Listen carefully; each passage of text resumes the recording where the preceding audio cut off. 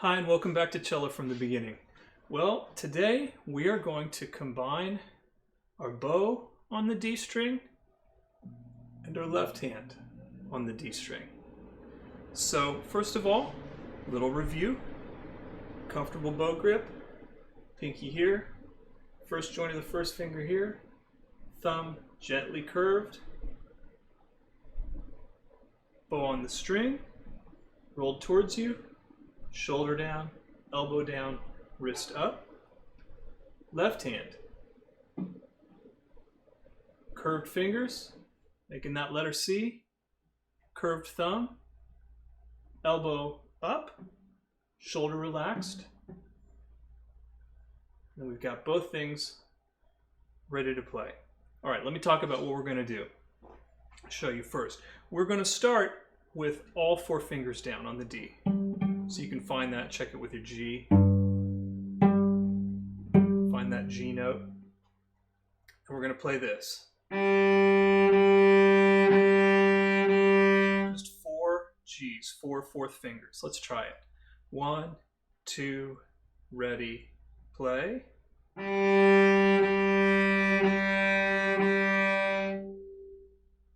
Again, and. Good. Now I'm going to play, you play after me. I'll play. U, 2, 3, 4. U, 2, 3, 4. U, 2, 3. One more time. U, 2, 3, 4. Great job. Okay. Let's go over one issue that we sometimes have with when we add the left hand. If you remember when we were practicing plucking, I said that if you did not have your fingers, the string in good contact with the fingerboard, you would get a thumpy sound instead of a ring. Contact poor, good contact. There's a similar thing that happens when we're bowing. If I have good contact, the note speaks to pitch and is clear. If I'm not pressing down, getting good contact over here, let me show you what happens. Right? It's not even vibrating properly, it's not speaking properly, and it speaks flat. That can even happen if I just let up slightly on the fourth finger. Let me play. I'm going to play with good contact, and then I'm going to let up, and you can hear the pitch change. Hear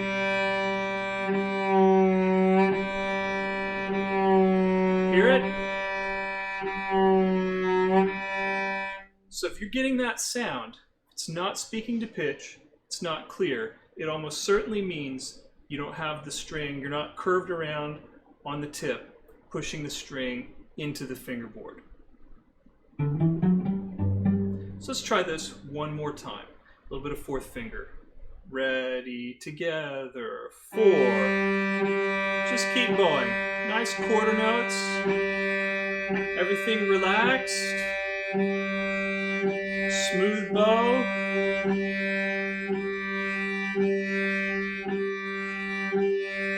Good. All right. Now we're going to pick fourth finger up. We're going to hear third finger. F sharp. There it is. Ready, 3.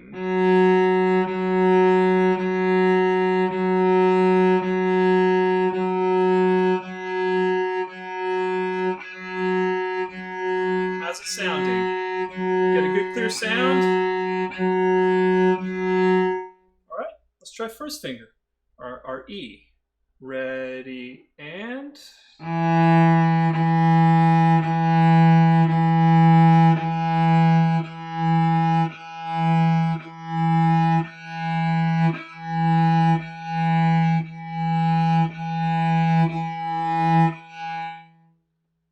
Good.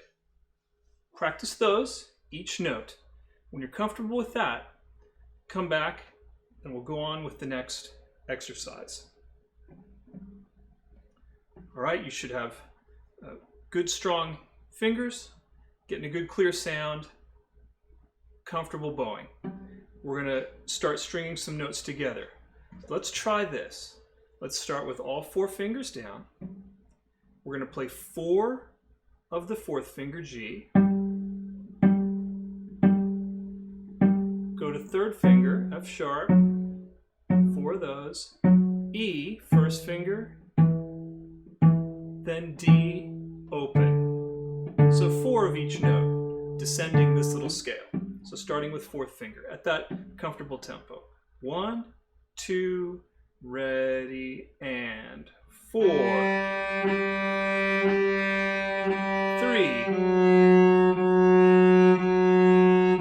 1,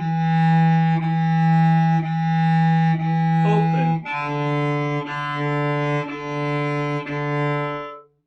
How'd you do? Sometimes we have a problem when we start putting left and right hand together where our fingers, and our bow don't change at the same time. And we get a sound like this. Right,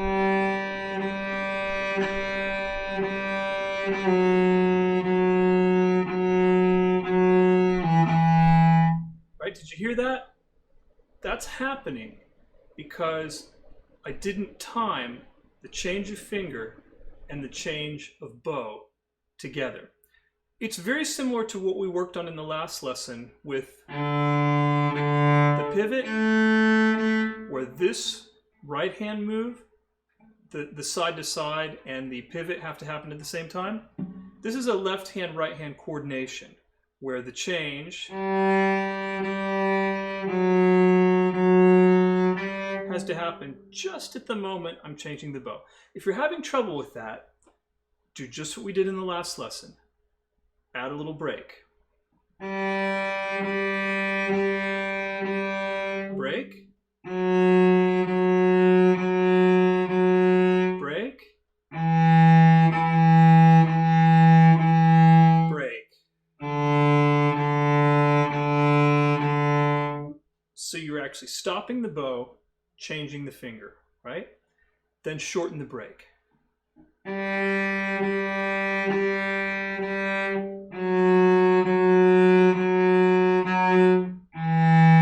Right? Anything, and then just start connecting it.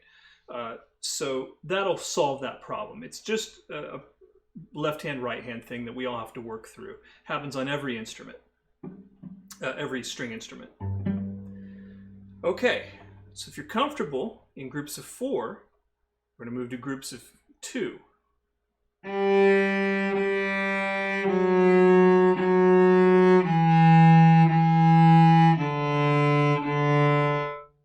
Let's try it.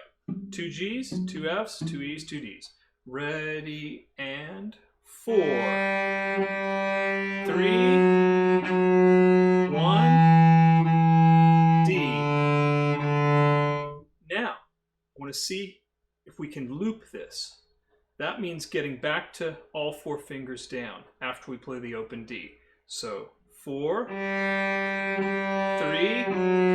join in, 1, D, get ready, 4, 3, 1, D, get ready, 4, 3, 1, D, one more time, 4, 3, 1, D, and stop. Good. So that's groups of 2. I think you know what's coming.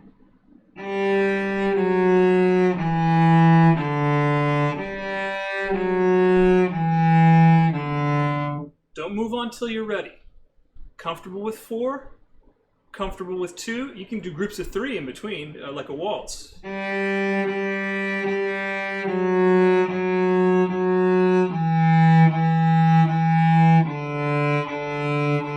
So that's a good one too. So groups of 4, groups of 3, groups of 2, always looping, and finally, the hardest one of all, groups of 1. Slow this down if you need to. We can always change speed. It is never wrong to slow down for practicing. If you're having trouble at a certain speed, if things are happening too fast, or you can't get everything together at the same time, slow it down. We can always speed up, and you always will be able to speed up once everything becomes more reliable, as you're learning the left and right hand and the coordination. So if this is too fast, slow down. Don't feel bad about that.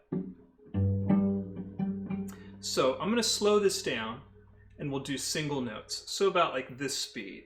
1,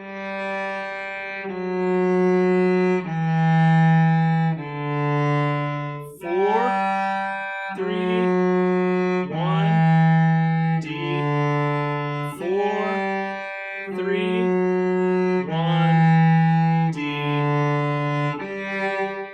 Good. All right.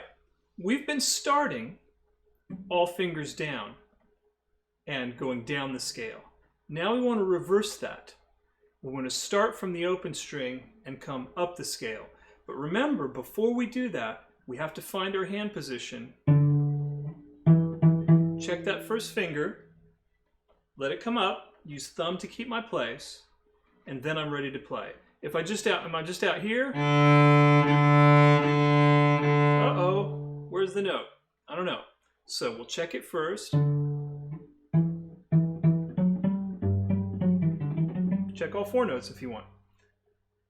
Everything's right over here. Bow on the string. Lift the fingers up. So we're going to play 4 Ds, open, 4 1s, then 3rd finger, then 4th finger. 1, 2, open, D. D. 1.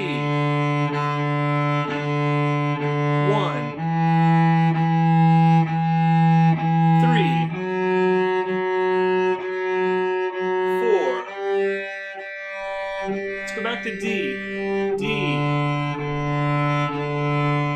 1. 3. 4. One more time. D. 1. 3. And 4. And stop. Okay, groups of 4, ascending the scale, going up. Let's try groups of 3, waltz time. 1, 2, 3. D. 1. 3. 4. D. 1. 3. 4. One more time. D. 1. 3. 4. Groups of 2. 1, 2, ready, go. D. 1, 3, 4. D. 1, 3, 4. One more time. D. 1, 3, 4. One more. D. 1, 3, 4. All right. Then we're going to slow it down and go to groups of 1. D, 1, 3, 4, repeat. 2, ready, and D, 1, 3, 4, D, 1, 3, 4, D, 1, 3, 4. One more time.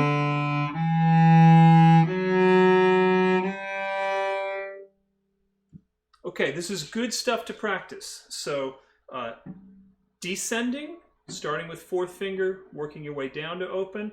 Ascending, starting with open, working your way up.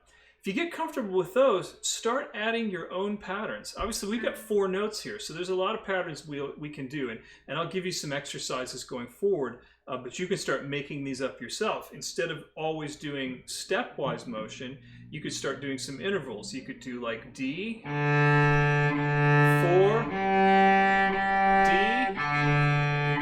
3, D, 1. Make up your own. You could do